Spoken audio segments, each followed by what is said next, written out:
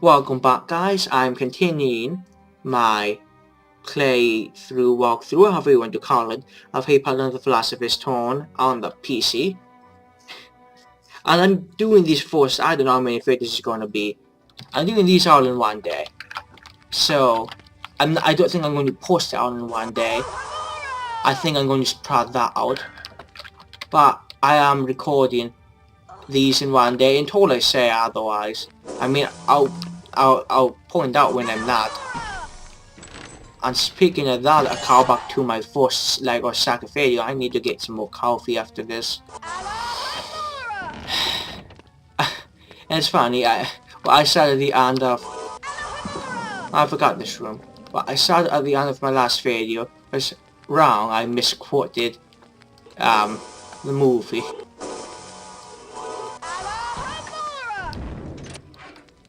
I pronounced Leviosa the same exact way. So, to quote actually what Hermione says in the first Harry Potter movie, which by the way, on IMDb, a site I use way more than it probably should, the name of the movie is listed as Harry Potter and the Sorcerer's Stone. Now, that movie, if I'm not mistaken, I don't think I am, that movie is made in Britain, in the United Kingdom. I'm sorry, Britain, United Kingdom, London. Don't get all over me for that. In the United Kingdom, I think the movie was made. In the United Kingdom, the book was called, and then part of the movie was just called, Harry Potter and the Philosopher's Stone. Yet, if I'm not mistaken, and if I am, then this whole little side rant is going nowhere.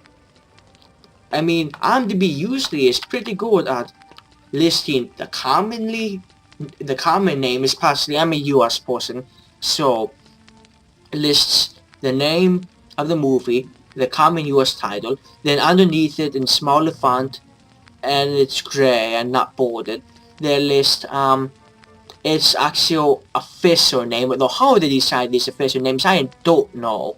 I really don't. Some official names make zero sense to me. But that's what they do, and yet I'm almost positive that Harry Potter and the Philosopher's Stone, and even though I'm an American person, I'm going to call it by its original name because that's what it is. It's called Harry Potter and the Sorcerer's Stone on IMDb. So, yeah. Whoa, okay. If that hadn't opened, I don't know what I would have done. Charms class is through this door. Let's see. With Alohomora, there's so much to open. Now, I was saying in my last video, about Alohomora. So, Margonaut has a podcast. It's so active, if I'm not mistaken. I can't imagine it would be. Called Alohomora. They have a great introduction song done by Pogo, I think his name is. Which is just, Pogo has a lot of actually great beautiful music. I never took the time to listen to it, and I didn't know that's actually what it was. Until I was on Pogo's channel one day, just, browsing around. He has, like, some really good Willy Wonka videos. By the way, that 70s movie with Gene Wilder, it's so much better than the 2000, I think, 5 version of Johnny Depp. I can't even begin to express how much I love the 70s version more than Johnny Depp's version. But that's, I guess, just preference, because I like a lot of quote-unquote older movies. But, so, I didn't realize that was where the theme song was from until, I was browsing through this video channel. And I was active on the forums for the podcast.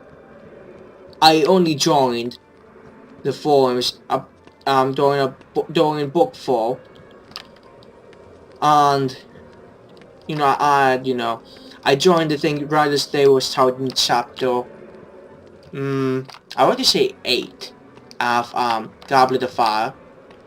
And what they do, if you don't know, is they read through chapter by chapter and dissect it, and I laugh it. There's some things I disagree with them on, and on every episode, each podcast is usually It's been so long since I've listened to them. What did you say they're an hour and 30 minutes, but I might be confusing that with another podcast I regularly listen to. But they're just fun. But due to some circumstances only, this year, so I posted like long threads, like after listening to every episode. Some that got really longer posts about the things I disagreed with them on. And if you go to Alohomora, you'll find posts of mine if you go back into the archives. I think I might be. I don't want to brag and say that. I think I'm one of the higher ranked Slytherins. If you go to the Slytherin page, and Alohomora, I think I'm on the higher posters, although somebody else might have joined since I stopped and surpassed me. I don't know, it's been a while since I've been to the site. Due to some circumstances in my life, I was unable to follow the podcast, and I think they started chapter 5 when they started book 5. I think we were about like 5 or 6 chapters in when I last listened to them, and now I'm guessing they're either, I don't know if they'll be done with book 5, but I know they'll certainly be far in. And I've always had a problem. I do it with college classes, I do it with visiting, friends of mine around town. With everything, I have a problem of consistently doing something, then for some reason or another stop doing that for a little, and then I have a huge problem starting back up. I do it for like forums besides the Alohomora. I feel awkward like going back to the Alohomora forums and talking, as if I was, regular Bambo, because at this point I'm not anymore. I used to be, but I'm not. And I spent now almost 8 minutes on this video in 3 fucking rooms. And this seems to be a video more of running than me actually doing something. But this game, it's just so easy for me to lay back and talk. Especially since this game, more than any other game I plan on playing on the channel. And by the way, I do have other games planned besides this, but the time schedule for me doing those games, you're not likely to see them for a while, due to, again, life circumstances. Oh, why not be frank, I live with my parents, which, in of itself, it's not the worst thing. Due to some problems, I was able to get into college this semester, which it was partly my fault. In fact, it might be fair to say it was wholly my fault, but it still kind of pisses me off, because it was going to be this semester that at college, depending on who my roommate was, I mean, all of that would have depended, but I have a desktop computer.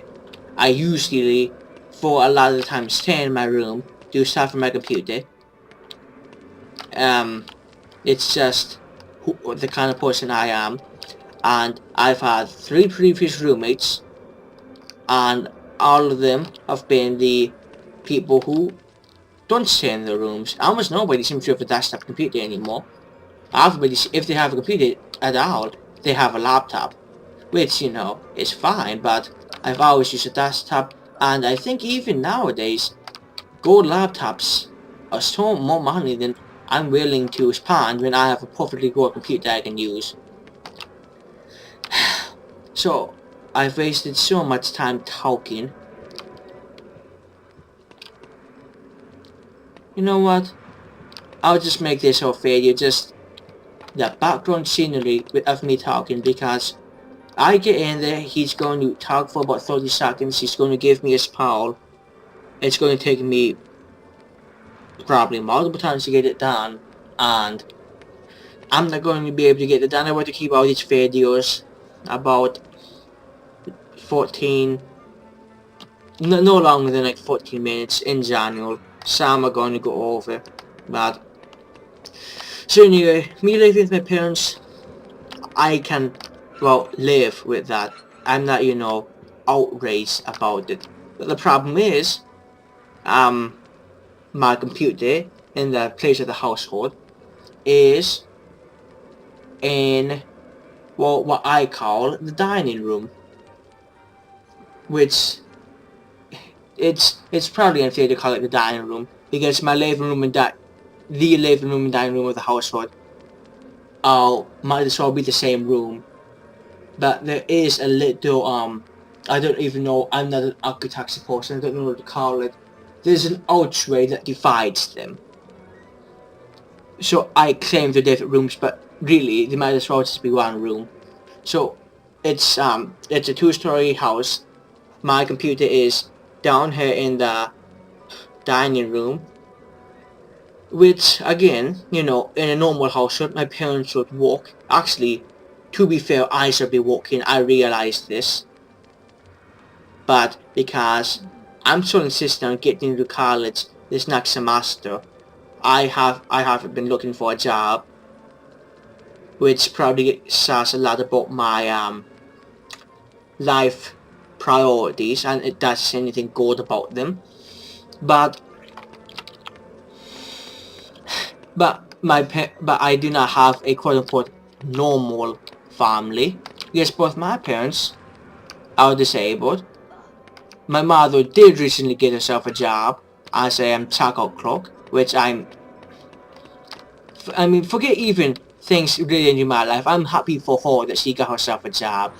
She's been stay-at-home, I guess they call it stay-at-home model for, it seems like my entire life, although I know when I was, you know, younger she had, you know, a job or so.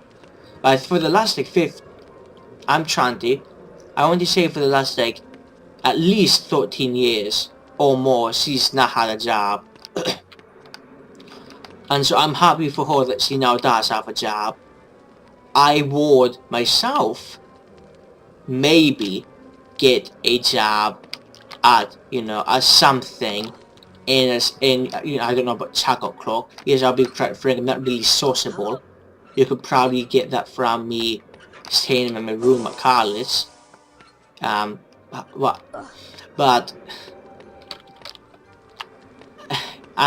I'll be quite frank, I would pass the drag test. I'm not saying that I couldn't pass the drag test, but I'm just saying, would it be worth my time? I don't know if they report people who fail a drug test to the authorities. I don't know what lies behind that, but it doesn't matter because I'm not going to risk it, because I know that I just won't pass the bloody test. And you can make of that what you will, but I want to be, you know, as open about my personal life as I can be. You know, I don't want to, you know, pretend that I'm someone I'm not on these videos.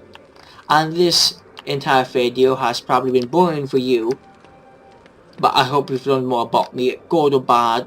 You can make of that, you know, again, what you will.